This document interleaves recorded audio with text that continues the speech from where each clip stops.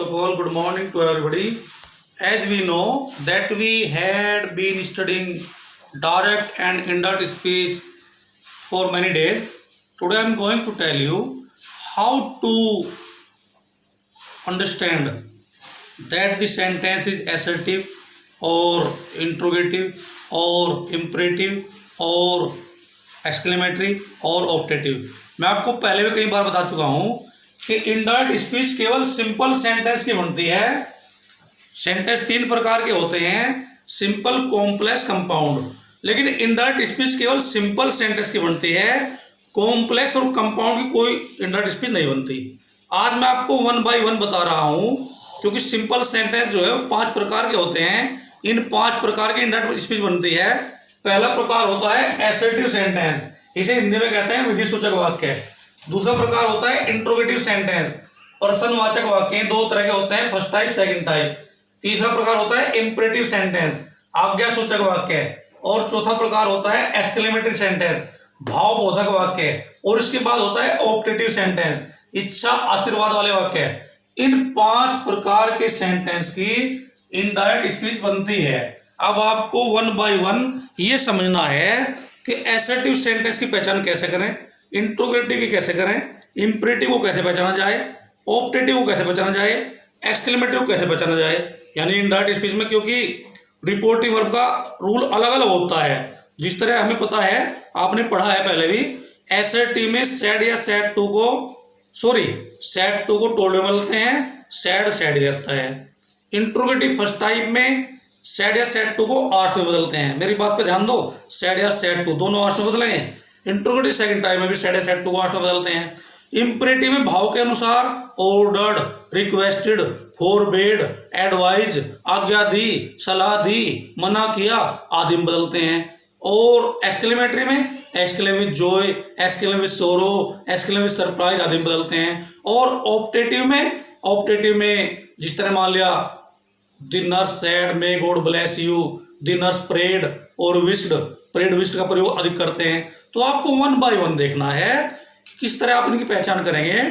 Sad या sad to किस तरह बदलेंगे, कौन सा वाक्य एसर्टिव है, कौन सा वाक्य इंट्रोगेटिव है, कौन सा वाक्य इंपेरेटिव है। चलिए देखते हैं, पहला सेंटेंस देखते हैं। मैं आपको सभी के बारे में बताऊंगा। Ram sad, inward comma begin, Mohan pledge cricket, comma close. Ram ने कहा, ये रिपोर्टिंग वर्ब है। मोहन प्ले क्रिकेट, ये रिपोर्टेड स्पीच है। तो यदि रिपोर्टिव पास्ट में है तो रिपोर्टेड स्पीच पास्ट में हो जाती है। इसमें ध्यान देने की बात यह है कि रिपोर्टेड स्पीच का जो पहला वर्ड है वो मोहन है, और मोहन एक नाम है, थर्ड पर्सन है। थर्ड पर्सन में कोई चेंज नहीं होता है। तो क्या करेंगे, राम सैड दैट मोहन, ये टेंस बदल देंगे। अब प्रेजेंट इंडेफिनिट का पास्ट इंडेफिनिट हो जाएगा, प्लेड क्रिकेट। हिंदी देख लेते हैं। राम ने कहा मोहन क्रिकेट खेलता है। राम ने कहा कि मोहन ने क्रिकेट खेला था, यानी प्रेजेंट इंडेफिनिट का ये पास्ट इंडेफिनिट हो गया। ये टेंस का परिवर्तन मैंने पहली वीडियो में कहीं बताया आपको। यदि यहाँ पास्ट की कोई भी वर्ब है, सैड है या सेकंड फॉर्म है, वाजवर है, हैड बीन है, तो यहाँ परिवर्तन किस तरह होता है मैंने कई वीडियो में आपको बताया है। इजेमार का वाजवर, प्रेजेंट इंडेफिनिट का पास्ट इंडेफिनिट, प्रेजेंट कंटीन्यूअस का पास्ट कंटीन्यूअस, मैं वो पहले मैं आपको बता चुका हूँ। अब आप देखते हैं दूसरा सेंटेंस, इसमें कोई परिवर्तन, केवल टेंस का परिवर्तन हुआ, प्रोनाउन का कोई परिवर्तन नहीं, क्योंकि प्रोनाउन इसमें है ही नहीं, नाउन है, नाउन में कोई परिवर्तन नहीं होता। दूसरा सेंटेंस देख लेते हैं। Gopal said to me, Kumar begin, I have done my work. Gopal ने मुझसे कहा, मैंने अपना कार्य कर लिया। इसमें ध्यान देने की बात है, आई फर्स्ट पर्सन है, वो सब्जेक्ट गोपाल के अनुसार लगा। ये भी एसर्टिव सेंटेंस है। एसर्टिव सेंटेंस की पहचान बता दो आपको मैं। यदि यहाँ पे आई, ही, सी, इट, यू, दे कोई प्रोनाउन या नाउन आया है तो सेंटेंस एसर्टिव है। तो एसर्टिव में सेड का सेड रहता है, सेड हुआ टोल्ड हो जाता है। तो ये हो जाएगा Gopal told me that, Kumar को हटाया, दैट लगा दिया। आई फर्स्ट पर्सन है, फर्स्ट पर्सन सब्जेक्ट गोपाल के अनुसार बदलेगा। गोपाल मेल है, मेल ही में बदल जाएगा। हैव का हैड हो जाएगा, प्रेजेंट परफेक्ट का पास्ट परफेक्ट, हैड डन। अब पॉजिटिव केस देख लेते हैं। आई के साथ माई का प्रयोग होता है, लेकिन आई ही में बदल गया, ही के साथ हिज वर्क। इसमें आपने क्या सीखा है कि फर्स्ट पर्सन जो है सब्जेक्ट के अनुसार बदलता है। अगर यहाँ यू होता तो ऑब्जेक्ट मी के अनुसार बदलता, और मी का सब्जेक्ट आई आ जाता है यहाँ पे। तो फर्स्ट पर्सन आई और वी बदलते हैं सब्जेक्ट के अनुसार, सेकंड पर्सन यू बदलता है ऑब्जेक्ट के अनुसार, third person he see it they कोई नाम जिस तरह पहले सेंटेंस में है नहीं बदलता, उसमें कोई चेंज नहीं होगा। इस तरह से ये आपके असर्टिव सेंटेंस थे।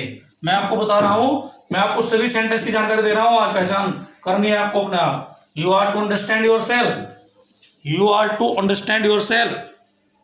Assertive sentence, interrogative sentence, imperative sentence, optative sentence. अब देख लेते हैं इंट्रोगेटिव सेंटेंस। इंट्रोगेटिव सेंटेंस दो तरह के होते हैं, फर्स्ट टाइप और सेकंड टाइप। अभी बताता हूं मैं आपको फर्स्ट टाइप कौन सा होता है और सेकंड टाइप कौन सा होता है। पहले फर्स्ट टाइप देख लेते हैं। He said to me, begin, can you speak English fluently?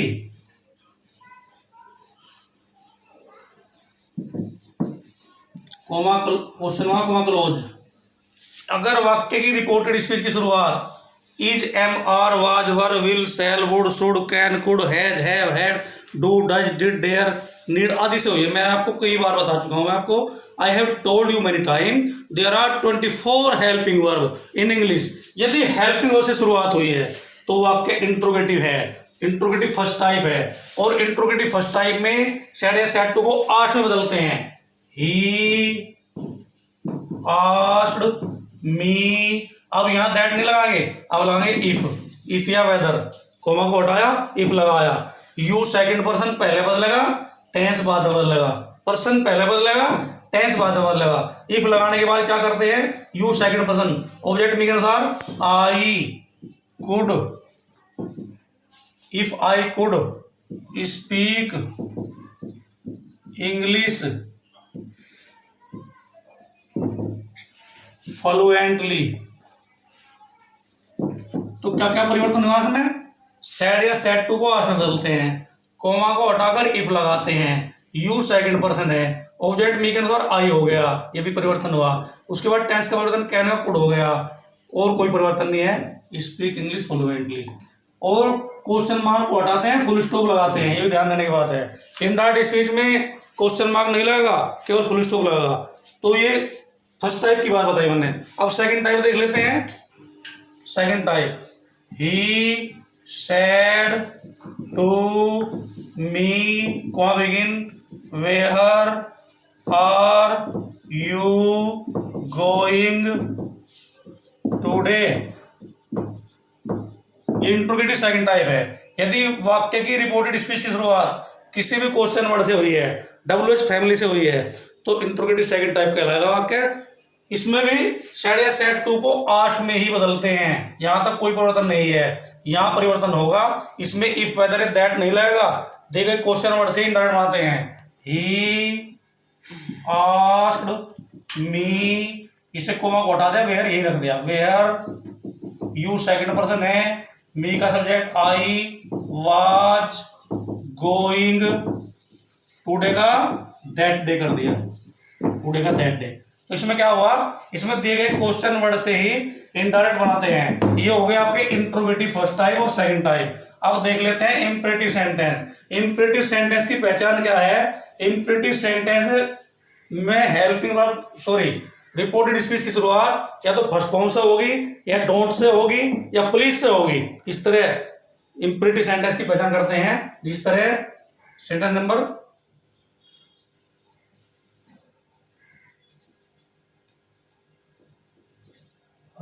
the teacher said to me go away। अध्यापक ने मुझसे कहा चले जाओ, तो फर्स्ट फॉर्म आई है, आज्ञा दी है, तो भाव के अनुसार सेड टू को ऑर्डर में बदल देंगे। The teacher ordered me to go away. तो मैंने बताया आपको इंपेरेटिव सेंटेंस में भाव के अनुसार बदलेंगे, ऑर्डर्ड, एडवाइज, रिक्वेस्टेड, पहले बता चुका हूं मैं आपको। अब देख लेते हैं एक्सक्लेमेटरी सेंटेंस। कल समझाए थे मैंने, कल की वीडियो में एक्सक्लेमेटरी सेंटेंस समझाया था आपको।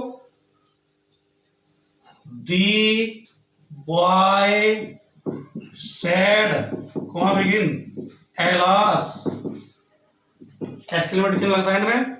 आई एम अनडन, लड़के ने कहा अरे मैं बर्बाद हो गया, तो इसमें एलास के लिए एक्सक्लेमेटरी शुरू आएगा।